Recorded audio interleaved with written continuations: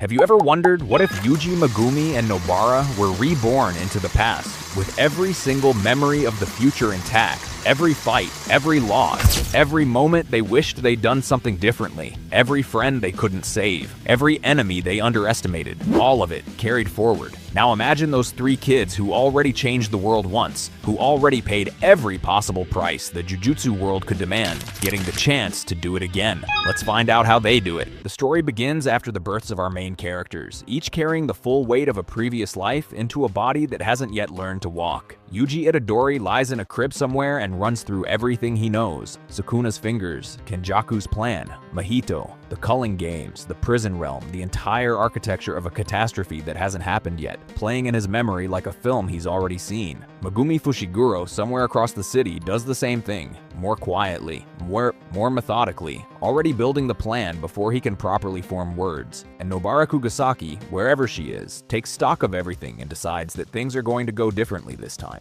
The years pass. They begin training, not in the frantic way that the first timeline demanded, but deliberately, with specific goals, targeting the precise gaps in their abilities that cost them in the fights they remember losing. Megumi begins taming his Shikigami one by one, earlier than any student his age should be capable of. Yuji works on his physical conditioning until he operates at levels that border on heavenly restriction, not because of any special technique, but because he has years of muscle memory from a previous life to draw on, and the focus to rebuild it faster than anyone expects. Nobara refines her resonance technique, understanding now with full clarity exactly how it works and what it can do when pushed to its limit. Megumi is eventually adopted by Gojo, just as he knew he would be. He lets it happen because he knows what Gojo's guardianship means and what it unlocks for his training. He doesn't tell Gojo anything yet. That conversation has to wait for the right moment. And somewhere across town, Yuji Itadori enrolls in the same high school as before and waits. A few more years pass and the day finally arrives. Megumi is sent to retrieve one of Sukuna's fingers, a routine assignment from Gojo's perspective, a mission he trusts his student to handle. What Gojo doesn't know is that his student has been waiting for this specific moment for years. Yuji and Megumi find each other on the school rooftop, and Yuji, who has spent years being careful, being patient, completely breaks for a second. The moment he sees Megumi's face, he rushes forward, calls him by name with an easy familiarity that shouldn't exist between two strangers, and the look on his face is pure relief. Megumi stops walking, stares, a genuine smile on his face. So you were reborn as well. Then out of a sudden, the cursed spirits attracted by Sukuna's finger attack them, interrupting their reunion. But this time, Megumi is stronger than he was before. He summons the divine dog totality that tears through all the cursed spirits in a single instant. Unlike last time, the finger is secured as Sukuna wasn't reincarnated into the world, but standing there, holding one of 20 cursed objects that hold the single greatest threat to every living person on the planet. They face the first real problem this timeline presents. They know the fingers can't be destroyed. They know that Yuji was born already carrying one sealed inside him, Kenjaku's insurance policy, the one he built into the design before any of this started. They know that the culling games exist as a mechanism to forcefully incarnate Sukuna when enough conditions are met, and that Megumi is the one-in-a-million vessel that Sukuna has been waiting for. They know all of this. What they don't know yet is how to stop it. At least not yet. Yuji suggests the obvious answer. He eats all the fingers and becomes a cage for Sukuna. It's the same logic as the original timeline. Megumi shuts it down, because this time he knows what that leads to. He knows that Sukuna having access to Yuji's memories makes him exponentially more dangerous. A king of curses who understands the modern world, who knows every player and every weakness, who can plan from inside the vessel rather than simply reacting. They can't let Sukuna reincarnate in either of them. Their immediate problem is the culling games, a deadline hanging over everything. If Sukuna isn't voluntarily housed before the games begin, the ritual incarnates him into Yuji by force anyway. They need a better plan, but for now all they can do is sharpen their skills. Megumi returns to Gojo along with Yuji. He introduces his friend to him, and Gojo sees in Yuji great potential as a sorcerer after putting Yuji to the test and seeing him land a black flash. Sometime after, when Nobara Kugisaki arrives at Jujutsu High, Yuji is ready to throw his arms around her immediately. Megumi puts a hand on his shoulder before he can move. He's not certain she'll remember. They can't assume it. They take her to a cafe, sit across from her, and Yuji stares at her face with an expression she finds immediately and deeply suspicious. She asks him why he's staring. He tells her she looks weird without her eye patch. Megumi puts his face in his hand, and Nobara understands it immediately. So you two idiots came back as well? If you've made it this far, far, you might as well subscribe and join the road to 50K, because this journey only gets better from here. Now, let's get back to the story. They tell her everything that happened so far, and later she confirms what they hoped. She is at least as strong as she was at the end of the first timeline. The years of her own private training have paid off. The resonance technique is sharper. Her control is better. She is ready, and so they create a plan. They will use every moment they have before the Culling Game's deadline to train, to grow, and to gather Sukuna's fingers without feeding them to Yuji. Their priority is destroying Mahito, because Mahito is the cornerstone of Kenjaku's strategy. Remove him, and the plan built around the Culling Games begins to collapse, and so they train. Yuji and Nobara help Megumi create strategies to tame his Shikigami. As he taps into his domain expansion with the guidance of Gojo, Yuji, with his past memories, begins to practice hitting the contours of the soul, and Nobara practices her hand-to-hand combat. Time passes again, and eventually the Finger-Bearer mission arrives. In the original timeline, this was the fight that proved how far beyond them the upper end of curses really was. The fight that required Sukuna's intervention, the decision that killed Yuji. But this time, it is different. Yuji takes the lead, Black Flash after Black Flash. Yuji makes it seem as he could Black Flash at will. The curse gets more and more aggressive. Megumi works the perimeter with Nue and the Divine Dog, using the Shikigami not as primary weapons but as a support system for Yuji, disrupting the curse's movement patterns, creating the openings that Yuji needs, giving him the fractions of a second that make the difference between a Black Flash connecting or missing. Nobara handles the people inside the building, trying to save as many as she can. After one last Black Flash, the curse falls and the finger is retrieved safely. Gojo is proud. He offers them a break before the Goodwill event, but the group refuses. After asking the right questions, Gojo ends up mentioning about some strange incidents, a pattern that connects to a cursed presence. Nanami was sent to investigate it. They ask Gojo if they can shadow Nanami on the mission.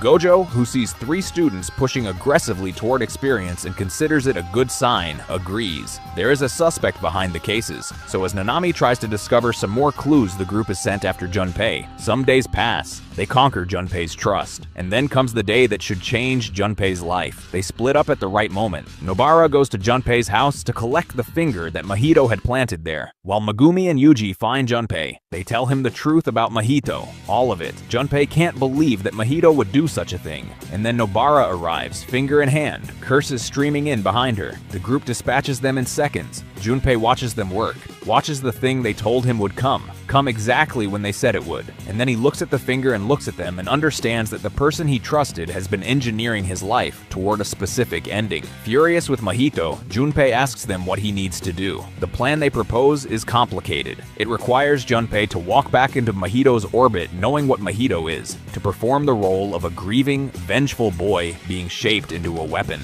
It also requires him to make a binding vow at the critical moment, one that will strip the lethal potential from his Shikigami's venom and convert it into something that paralyzes the prey instead of killing. The school incident unfolds almost like before, the controlled chaos, the students falling under the venom, the moment where it all seems to be going exactly the way Mahito designed it. And then Yuji arrives. Mahito, holding one of Sukuna's fingers, tries to leverage Yuji to make a binding vow, saving everyone in return for Yuji becoming Sukuna's vessel. With Junpei by his side, the threat is clear. Agree to the vow conditions or watch everyone die. Yuji hits him before he finishes the sentence, sending him across the hallway. Mahito smiles, shouting that Yuji can't hurt him, but then he feels the damage that his punch made. He realizes that Yuji can damage his soul. With this realization, Mahito takes the fight outside, but he wasn't expecting to find Megumi and Nobara already positioned, as if they were waiting. Still, for him, only Yuji is a threat. He was wrong. Megumi summons his Shikigami to reduce Mahito's escape routes, forcing him through specific corridors of space where Yuji's black flashes can land cleanly. Then Yuji draws a blade mid-fight, severs one of Mahito's arms, and sends it directly to Nobara. Resonance activates on contact. Mahito feels it through his entire existence and understands, with sudden clarity, that he has walked into a trap.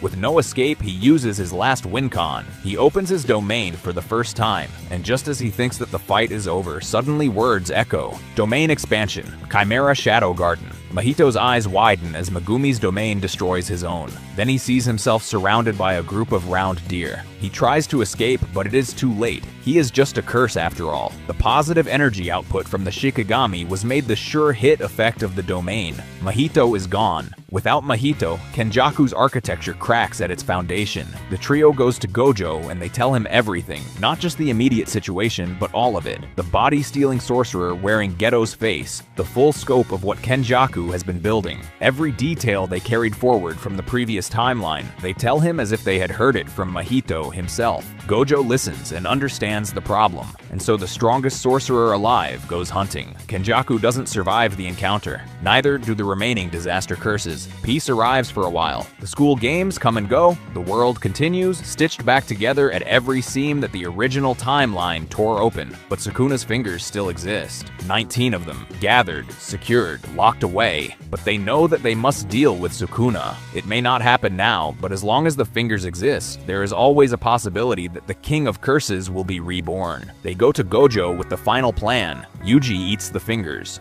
All 19 remaining. He surrenders control of his body deliberately, willingly, giving Sukuna the opening to fully incarnate, because they need Sukuna out in the open, fully manifested where he can be fought, where he can be ended. What Sukuna doesn't know is what's waiting for him. After consuming all the fingers, the Sukuna is reborn as the first thing he sees is the strongest sorcerer of today. Smiling, Gojo and Sukuna meeting for the first time begin fighting. Domain after domain. Sukuna is a genius, and his open domain proves to be a threat to Gojo, but he plays it safe, baiting Sukuna to open his domain and teleporting away. The fight drags on. Sukuna is furious. How can the strongest sorcerer of the modern era not face him head-on, he asks. Gojo smiles. I am not facing you. I am just buying time for him. Sukuna turns around to see Mahoraga. Megumi has spent this entire second lifetime building toward one specific goal, taming Mahoraga. After making a binding vow, Nue was sacrificed, burned as currency, after a one-time use of a 200% amplification of his power. Before Sukuna was reincarnated, Megumi had opened his domain, multiplied Nue,